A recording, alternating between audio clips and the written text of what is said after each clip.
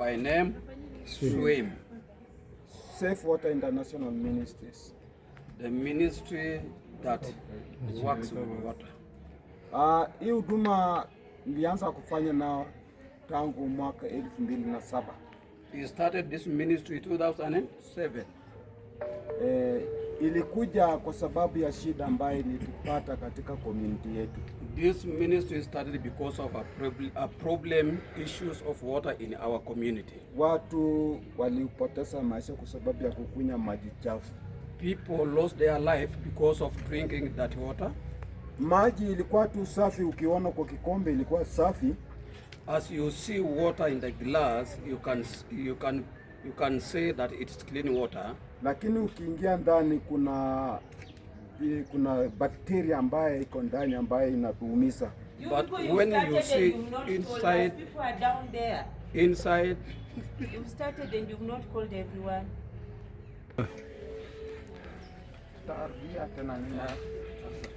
Okay, vile nilikuwa nimesema, as I started by saying, tunafanya na Swim. As we work with Swim International. Swim kazi yake, the work of Swim ni kufundisha watu jinsi ya kutengeneza chlorine. To teach people how to produce the chlorine. Because kila mara sometimes watu wengi wanaumia kwa sababu ya kutumia maji chafu. Many people they were suffering because of using unclean water. Pengine wakati mwingine mtu hawezi kupata nafasi ya kupata pesa ya kununua dawa kwa duka. Sometimes it is difficult for somebody to go to the shop to buy the original or the chlorine from the shops. Lakini sasa Swim alikuja kwa sababu ya kuona kwamba watu hata ambao wako hali ya chini wanapata chlorine. Okay, Swim came just to bring a solution from the down people in the community. Those people they cannot be able to go to buy from the shops. Najua kwamba maji ni uzima. As we know, water is life. Kama kuna kitu ambayo natakana ujilinde sana ni maji. If something that you need to be so much careful is about water. Kwa sababu maji, hata kama una chakula, maji lazima unakunywa. Sometimes even you don't have food, but when you take water, you will continue living. Na hiyo maji lazima ikuwe maji salama. And those waters must be a clean water. Wadadisi walikuja kusema kwamba kwa magonjwa sote ambayo sasa wanachapa wanadamu 85% inachangishwa na kukunywa maji chafu. Okay, the scientist came by predicting that many problems comes in humans is because of drinking that water. Amen. Amen. 15 tu ndio naletwa na mambo zingine. Some 15 sickness diseases can be percentage. Okay. Asilimia 15% of them brought by some other sickness, some other problems. Ukisoma Biblia, when you read the Bible, kitabu ya Wafalme wa Pili, Second Kings, mlango wa pili, chapter 2, mstari wa 19 mpaka 20, verse number 19 20, unaona kwamba nabii aliweza kuokoa mji ya Jericho. Ilikuwa mji mzuri, kila kitu ilikuwa mzuri, lakini maji ilikuwa na shida. The prophet was to bring a solution in the land of Jericho when water brings problems of killing people. Na hiyo matatizo ilisuluhishwa kupitia kwa chumvi. That problem of people being dying because of water was being solved by salt. Utasomeo kitabu. Okay, hiyo maandiko tutaenda kusoma. So chlorine ambayo tunaenda kutengeneza, the chlorine that we are going to produce, kwa nchi yenu si kuna chumvi? I think in every nation salt must be there. Tunaenda kutumia chumvi. We are going just to use salt to produce a chlorine. Kwa sababu ndani hapa kuna sodium and chloride. Okay, inside here we have two things, sodium and chloride. Sasa tuko hapa na mashini ambayo inaitwa CPU. Here we have machine by name CPU. Hii inaitwa CPU. These are CPU. Chlorine producing unit. Chlorine producer unit, as he said. Kuna aina hii, We have two types of them. kuna yenye natumia stima The one that uses the electricity. na kuna yenye natumia battery. There is another one that can use the car battery. Car battery.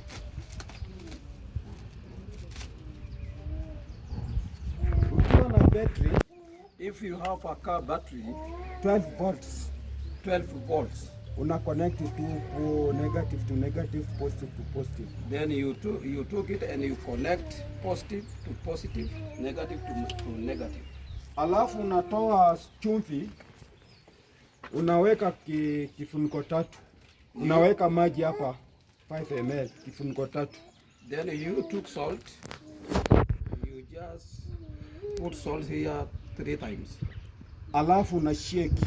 Then you put inside of the water, then you shake them. Ikiyeyuka kabisa, After being dissolve, then una connect kwa battery.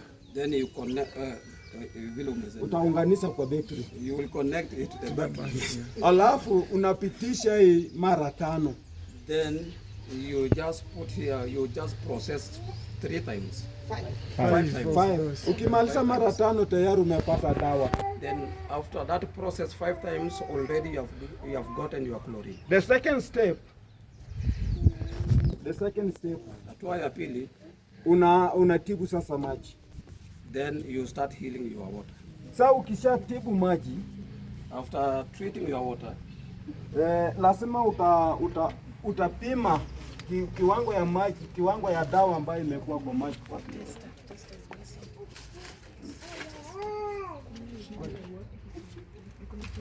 Okay. Wacha toe tester. there's something. Kwa sababu huwezi mwaga tu klorini hiyo na uanza kukunya maji ati nimeweka klorini. It will be dangerous to you when you take the chlorine without testing. Lazima upime kiasi ya klorini ambayo iko kwa maji. You must test the chlorine, the size of the chlorine in the water. Alafu tester atakuambia kwamba hiyo klorini imetosha kwa maji. Then the same tester will tell you how much is the chlorine in your water. Ukishamaliza kuweka unawacha kwa madakika 30. And after doing all the process, you leave the chlorine to take about 30 minutes. Ili klorini ipate kushughulikia hiyo magonjwa ambayo iko kwa maji. Then the chlorine actually to take the process. Amen.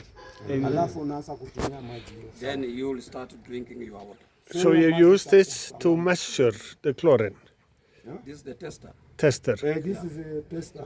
Can you show us how you test it? Yeah, we are We coming shall, here. we shall use it. Yeah.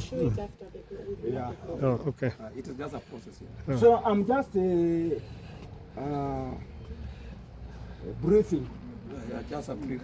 I wanted Esther to come and do practical. Now is inviting Esther just to come and to take So us in the process. take care and listen carefully, because my knowledge of I don't Yeah, need to speak a lot. Yeah, I have According to people. your age. I'm now a director. I'm just directing. Thank you, I brother. cannot Thank you. struggle, and I have people. Clap, clap, clap. Hey, thank you so much.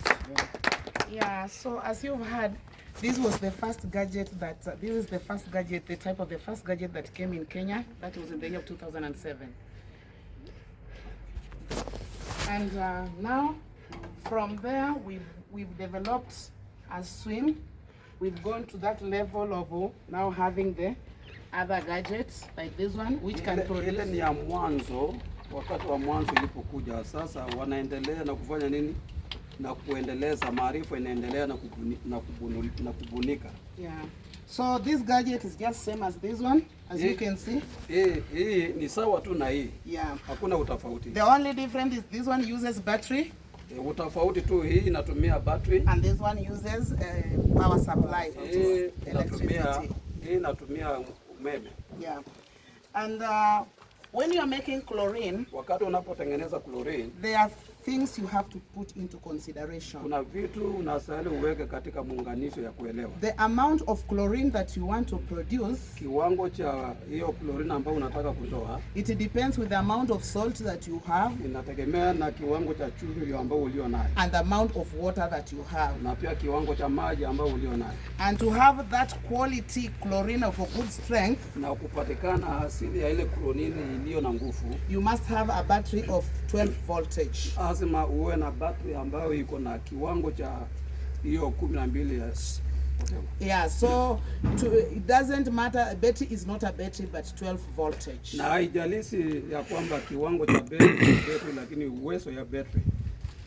And why are we using salt? Kwa nini tunatumia chumvi? Salt has 2 minerals, Tuko ndani yake kuna viwango mbili ya chumvi, ya vitu vilivyo ndani. sodium and chloride. Vile amesema sodium na chloride. So we are using the process called electrolysis. Okay, wanatumia hiyo kiwango ambayo inaitwa electrolysis. So those who did chemistry, you understand the process of electrolysis. Wale ambao waliofanya hiyo chemistry katika shule mnaelewa hiyo maneno. We can make chlorine as little as 250 ml. Tunaweza kufanya chlorine yetu kwa kiwango ndogo ambao kulingana na uwezo ambao unaweza kusitumia. And your consumption, Na kulingana matumizi yako, or even up to 20 liters at once. pamoja na lita 20 kwa siku moja ama kwa kiwango moja. Yeah, at once kwa wakati Kwa wakati moja. moja. So this is our SOP, standard operating procedures. Sasa ukiangalia hiyo hapa ndio vile matumizi ya chlorine vile wanafuatilia. Yeah, so when you want to make like 250 ml, you need 12.5 kgs, 12.5 grams of salt. Nafikiri utaenda kusoma hiyo kitu na utaelewa vile ile mambo vile inaendelea. At the same time, Na hapo we have a weighing scale. na pia kuna kipimo. Yeah, so this is a weighing scale. Hii ndio kipimo ya chlorine yetu. Yeah, like when you want to measure, you want 12.5 grams of salt. Kama unahitaji hizo kiwango ambao ameisema 12.5. I want to use this. sasa nataka kutuonyesha kwa mfano.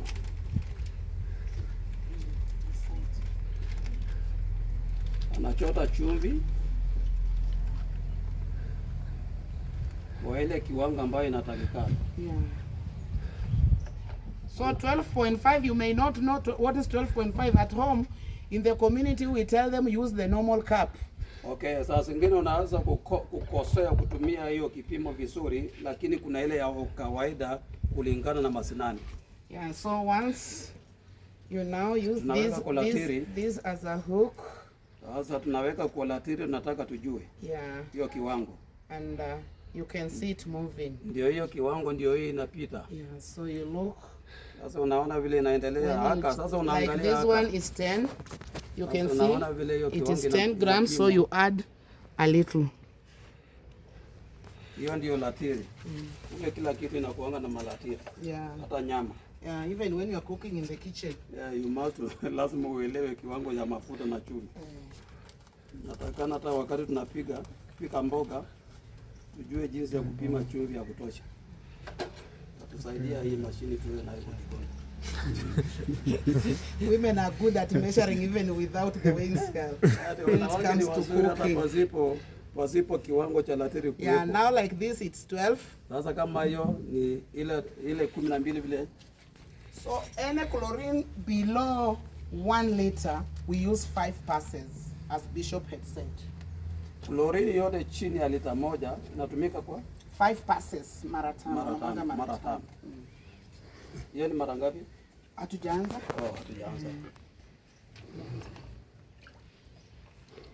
Sasa tunatilia maji tuone. So like at home, you know, we give these machines to the community in the rural and in town. In the rural areas, they don't have the measuring cans or whatever. So the most important thing is when you just tell them use the mug, so they pour, and they have put the salt. Usiende spidi. Sasa ameweka chumvi. And then now you want it to dissolve. Sasa anaendelea na kukoroga kabisa mpaka chumvi ipotelee kwa maji. So you realize if you are just taking this salt without taking direct from the pepper, this 1 spoon, it is equivalent to 12.5 grams. Okay, kulingana vile amesema. With experience, you know, sometimes you do it with experience. So 12.5 grams, you make sure there are no particles. Na unajaribu kukoroga kabisa mpaka ipotelee, isiwe na chochote chembe yoyote ndani. Yeah. So once it has dissolved, we no longer have salt and water, but a solution of salt and water. Sasa wakati imekorogeka, sio tena maji, chumvi imeshakorogeka mpaka kimechanganyikana. Yeah. So we want to start with the 5 passes. Nataka tuanze na hiyo parcel ya 5. Yeah. So the 5 passes. Okay, nataka tuanze hiyo ya 5. We use the funnel. Okay, hii ndio inaitwa 5 passes. Okay, 5 passes. Yeah, so 5 passes. Rudia, hii ni nini? This is the CPU. This is the CPU now. This is the CPU. Hii ndio inaitwa CPU. And this is a funnel. This is a funnel. And now we are putting the CPU onto the funnel. Sasa tunaweka CPU kwa hii chombo so, ya kupitisha. Anybody who sees you making chlorine in this design will just understand you are making chlorine below 1 liter. Mtu yeyote ambaye anayeona kutengeneza katika hiyo chombo inamaanisha ya kwamba unatengeneza chlorine ambayo iko chini ya lita. Yeah. Now you put on the power. Sasa unaweka machine yako kwenye moto. Yeah, I'm just explaining. Yeah. And when you want to know that like this one is if the power is on, you will see the green light. Kama unataka kuhakikisha hii mashine yako iko chonjo, unaona katika mwangaza ya hiyo ya majani. So this is our first pass. Sasa mnaona hii mkisongea, mnaona mnatoa. When you move around, you can move around a bit. Mnaanza songa karibu, angalie muone vile hii kitu inachemka. Sasa chlorine imeanza kutengenezwa. Once you are done, you move and give space to others. Yenye mkimaliza then mnasonga nyuma, mnapeana wengine nafasi ya kusonga karibu. You can see something like smoke. Mnaona kuchemuka kunaendelea na harufu imeanza kutoka ya chlorine na bado. When I'm doing it in the community, I always tell the people you can look and see it bubbling like Coca-Cola soda. Wakati yote Sprite soda or Crest. Wakati yote ninapotengeneza naambia watu wangu ya kwamba mtaona ikichemuka kama Sprite or Crest soda. Kama Crest, hiyo soda ya Crest vile iko. You know, when you are facilitating and you use the normal things that community understand, they understand better. Wakati unapofanya hiyo mafunzo unastahili utumie lugha ambao watu wako ya community yako wanaelewa vizuri. So make sure the whole of the solution goes down. Na uhakikishe ya kwamba maji yote. Now pour. That is how many times? Mara ngapi hiyo? Now this is which time? 2. We are now going round 2. Okay. Hii hatua ya pili. So swim safe water is ensuring the whole community access clean safe water for all purposes. Sisi watu wa kutunza mazingira ya maji tunahakikisha ya kwamba jamii yetu wanakunywa maji iliyo masafi kwa ajili ya afya yao. Yeah. So we have 2 main objectives, that is gospel and ensuring community access clean and safe water. Okay, lengo kuu yetu kama wana swim tuko na mambo mawili: kueneza injili kupitia chombo hili na kutibu maisha ya watu. Yeah.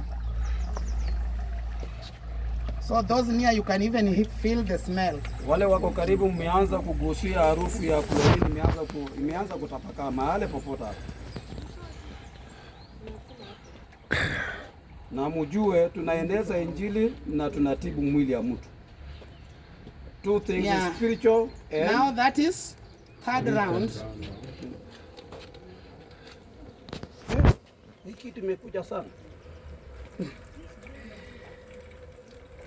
And as swim we are accommodating everyone, whether you are a bachelor or a single. You can make a small, and if you have a larger family or institution, everybody is accommodated. Oh, so you make according to your consumption. Sisi kama wana swim hatupagui.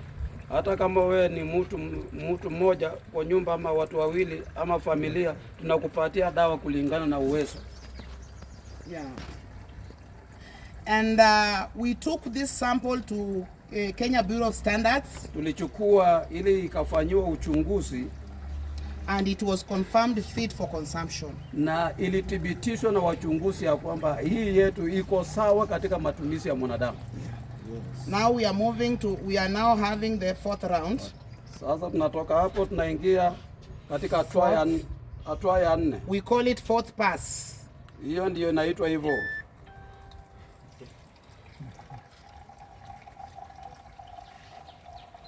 And as I said earlier, Mapesa is coordinating Uasin Gishu, Eldoret part of it, Trans Nzoia and Kakamega. Ukitaka kupata huyu anayesumuza anaitwa Mapesa, anapatikana sehemu za Western pale na Rift Valley akielekea na huko. Under the leadership of Bishop Morrice. Na hapo chini ya huduma ya Askofu Morrice, yeye ni kama anayeunganisha watu katika eneo hili. Through the program we are meeting stakeholders. Katika hiyo maeneo tunakutana na wale ambao wahusika. And currently we are having engagement with the government so that we can be supplying the chlorine to the chlorine dispensers. They had a partner, Evidence Action, that was supplying chlorine. But due to government short in the cut of funds, in the partner, it was a US-based funded organization. Due to cut of funds, this is the 5th pass. Yeah. So kulingana na utafiti ambao imechunguza kiserikali, tumesonga hatua ya kuleta serikali ndani ili pia kwa ajili ya kueneza hii huduma kwa wananchi, pia wapate nafasi ya kuhudumiwa kwa nyanja za juu, sio tu ya chini. Yeah, so we are having the negotiation with the Minister of Health and the Minister of Water. Tunaendelea na kuongea pamoja na wale wanaohusika na mambo ya afya na watu wa maji. So we say this is the 5th round. Sasa hapa tumefikia hatua ya 5. Or the 5th pass. We call the 5 passes. Hiyo 5 ambayo imepitishwa. Shop switch off, nataka kuosha. Sasa nafikiri sasa kiwango wanasema hii nguvu za umeme ifanywe nini, izimwe. Tumemaliza kazi yake ya nguvu za umeme, sasa izimwe. Now when you want to wash, sasa tumefika katika hatua ya kusafisha chombo yetu. You wash with clean water without chlorine, untreated water. Na unajaribu kabisa kuosha hii chombo, usiweke sabuni. Yeah. Na usisugue na ile kichupi. Usisugue na ile. You don't use a sponge, you don't use anything. This is how you wash, just simple like this. Okay, jaribu kuosha na maji tu ambayo haina sabuni, haina chochote. You are done. Umemaliza kuosha and you hang it to dry. Na unaweka mahali ambapo ikauke. Just like any other property, kama jinsi ile utajiri yako na mali yako, we say keep it away from rodents and any other damage, physical damage. Tunasema hii lazima unaweka kando kabisa na watoto na isiwe karibu na iweke mahali ambapo kumetulia. Mostly it is not advisable to do it straight with the nose. Na haijabainika ama haijaambiwa watu ya kwamba wanuse waweke kwa mafuta mdomo direct. Kwa mdomo hapana. Mnaenda kununua chlorine kwa maduka na tuko na chlorine kwa nyumba. So you can imagine the 15 ml of chlorine is costing 50 shillings in Kenya. Na unapojua ya kwamba 15 hiyo kakadude kadogo, unaenda kwa duka unanunua shilingi 50 ako kadogo. And we are using 30 shillings to make 10 liters of chlorine. Na sisi tunatumia shilingi 30 peke yake ya chumvi. I have one question. Sorry. Yeah. Okay, how much do each item cost? Bishop will answer on this because what I know is I know of the salt. Yeah. Okay. But these ones we get it from abroad. Yeah. Okay, swali yake nataka kuuliza ya kwamba hizi chombo inapatikana wapi? So Mapesa anasema yeye hahusiki na mambo ya chombo. Kuna mtu anayekuja anayeuliza anayejibu ile swala la chombo. Now, maybe before Bishop answers, I want to go to another step. He has taken note. Na This kabla- is 1 kg salt. Na kabla hajaruhusu nafasi ya Bishop, anataka kutuonyesha hii chumvi kiwango chake. This is 1 kg and we want to make 10 liters, 10 ml of water. Is Na here. hiyo vile unaona tunataka tutengeneze chlorine ya 10 yeah. liters, 10 liters. Yeah, so according to our standard operating procedure, it is 75 minutes. Hiyo. Sasa kulingana na utafiti natakana imalize 75 minutes. dakika 75. Now we want to take a half of this. Sasa nataka tuchukue nusu ya hii chumvi. Nusu, usiweke yote full. I know, simeshawa.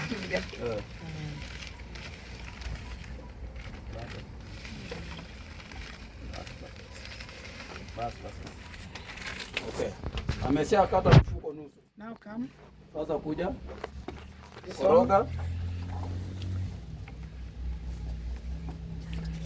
Koroga kama It can't hurt you. Just mix as if you're making porridge. Yeah. Yawe usunguza tu, hakuna madhara hapo. Usunguza kama vile unakoroga uji. Make sure you don't feel any particles. Hata kama inawezekana una dance kidogo.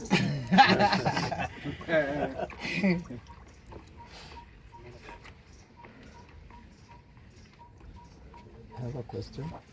So when you finish to make that this now it is a poison. It is You drink initially, remember, we had salt and water. and water, yes. From there we had solution of salt and water. So when you're using the machine, that is electrolysis process. So the electrolysis process is separating sodium and chloride to make you remain with the chlorine. Chloride, which is chlorine. And somebody would ask, where has sodium gone? Sodium elements attach themselves like the cathode. We have the cathode and the anode, the positive and the negative. So they do attach, and then we remain with what? With chlorine. When we are remaining with the chlorine, now it is safe, and even this has changed its use, because now we are using it on another form, which is to treat water. Yeah.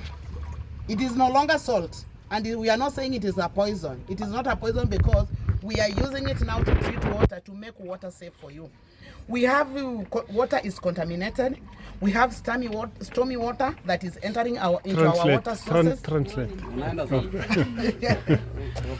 Okay, vile amesema ya kwamba hatua ambao tumeenda yote, nimekamata tu mahali anamalizia ya kwamba tuko aina ya maji kulingana na uzito ya maji. Kuna maji ya mito, kuna maji ya kichima, kuna maji ya mfereji. So chlorine ikitengenezwa inatengenezwa kulingana na uzito ya maji wakati tunapotibu maji. So we have stormy water. These are water that are carried like along the road and entering the water sources. Hiyo stormy maji ile ambayo inaitwa stormy ni zile ambayo zinabebwa wakati mvua imenyesha, inateremshwa, inateremka yenyewe. Yeah, and it penetrates to the water bodies. Na hiyo inatokezea katika mchangio ya maji. And then once it is there already, your water that you are using for consumption has been contaminated. Na wakati tunapochota maji kama hayo katika hali ya matumizi, hiyo maji imechanganyika, haina afya. Remember, in this country of ours, sewerage system is poor. Na kumbuka katika nchi yetu hizi mfereji ya kupitiza maji machafu sio sawa. Yeah, and we have people without latrines. They use bushes. Na kuna watu ambao hawana vyoo, wanaenda kwa kichaka anapupu. Or behind even their households. Houses. Hata tu nyuma ya nyumba yake tu unapata watoto wamekimbia hapo, wanajificha hapo, wanachukua hiyo. So when it rains, what happens? Na wakati kunasonyesha, unajua ni nini inafanyika? That bacteria, they are carried up to the water bodies. Hiyo mapupu inabebwa na hiyo maji yote mpaka kwenye ile mto. Exactly. Then when you go fetch the water, you may look at it, it is clean like this water. Na wakati unapoenda kwa mto unafikiria maji ni masafi vile unaona hivi. But the water has been contaminated. Na hiyo maji hayana masura. That's why you realize people are getting typhoid. Ndio unasikia watu wamepata ugonjwa wa typhoid. People are getting bilharzia. Ndio hiyo. and people are getting dysentery. Ndio hiyo. People are getting diarrhea. Ndio hiyo. So when you are diagnosed with these diseases, Wakati umepatwa na haya ama umesongwa na haya magonjwa, how do you interpret you've eaten feces? Saa zingine unaweza fikiria kwamba nimepewa sumu, saa zingine nimeenda mahali nimekula chakula mbaya. Yeah. So we can have a minute and look at it now also. I have a question. Yeah, I've seen your hand. I just want you people to look at it the way it is reacting. Sasa hii ni ya stima na hii ile ni Now chombo. we are making more. Sasa tunatengeneza sasa chlorine ya 10 liters. 10 liters. For how long time you do 75 minutes. Who is our timekeeper? Sasa hii ni hatua ya Is it 1 hour? 1 hour 15. 1 hour. Yeah, 15. but we have no time when we start now. I don't know. Okay, can I have answers how much each item cost? Bishop? The I shop. will answer to you. No, I want to put it in the video and then Okay, stop. okay. Because, In Kenya, yeah, the transformer, this power supply, yeah, it is not easy to found. I'm just ordering from Nairobi. yeah. hii haipatikani hapa kama mtu anataka kununua, And it bali is- tu it is mpaka yeye anafanya 6,000. order. 6,000. And it is converting 22 volt into 12 volt. Yes, Yeah. yes. And The CPU is yeah, just imported from USA. yeah. Hii inachukuliwa haipatikana, hii kadude hii haipatikana hapa Kenya, You wala cannot find in Kenya haipatikani Kenya na inakuwa transported. because it was a vision God revealed to one of the church member in US. Ni maono ambao Mungu alifunulia mshirika mmoja ya kanisa pale kule Ulaya. So he constructed this technology and it is just found there. Na ndiyo Mungu akamtumia kuleta akili haya ili ya kwamba inayofanywa huko. Yes. And how much is it? How much does it cost? Exactly, they were saying that it is a bit expensive, about 300. 300,000. $300. $300. Okay, thank you. I will stop the recording now because I have all the information. Because we can use this video to share to others. Thank you so much. Will you introduce yourself, please? I'm Bishop of Morrice Okiring. I'm a director of Swim Kenya, and I'm from Busia County. Swim ministry started on 2007. Up to now, many countries, many people have received and they have been rescued from this CPU. It is really helping many people, especially in rural areas. Where there is no electricity, we reach, that is when we need a solar panel, battery, solar controller for those who are in the rural areas. From where it says electricity, we use just this power supply that transform the power to 12 volts. So that's how we can do. And this power supply can enable us to make much chlorine, 20 liters, even 40 liters, like that. So this CPU can serve many people. One CPU can serve more than 2,000 households. Very good. Thank you. Yeah, I'm Ester Mapesa, swim coordinator, coordinating Uasin Gishu County, Kakamega County, and Trans Nzoia County in the matter of safe water and gospel as per the organization objectives and vision. And onto the program today, we are meeting the team. We've been together with the team from other countries, that is Burundi, Rwanda, Tanzania, Uganda, Kenya, and others. We are team members and we are members also in that organization. So we are also sensitizing other members who are not aware of the program now to also see how we can network in the other countries that they are coming from. And to it, we are now demonstrating how we are making chlorine just from water and salt, the normal table salt that is we use at home. So as we say, with the gadget, we can make as little as 250 ml of chlorine to 20, 40, depending on your gadget, salt, and the available water that you have. So the strategy is very powerful. We've seen it saving community costs, saving a lot of the costs.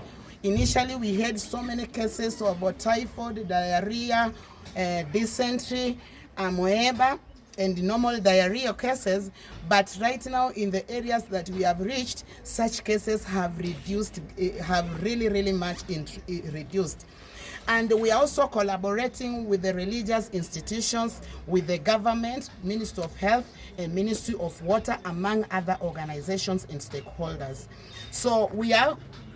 It's okay. It's very good. Thank you so much. But, and Joseph, Joseph, to introduce yourself. Okay, thank you so much. I am Bishop Joseph Okiring. I thank God because of this team. We are working together. I'm coordinating in Nairobi area to Tana River. And I want just to say thank you so much for the team which we are working together. We have seen God doing great things through Swim International. We are now bringing communities together. We are reaching churches. We are reaching slums. We are reaching every community needed. Thank you so much.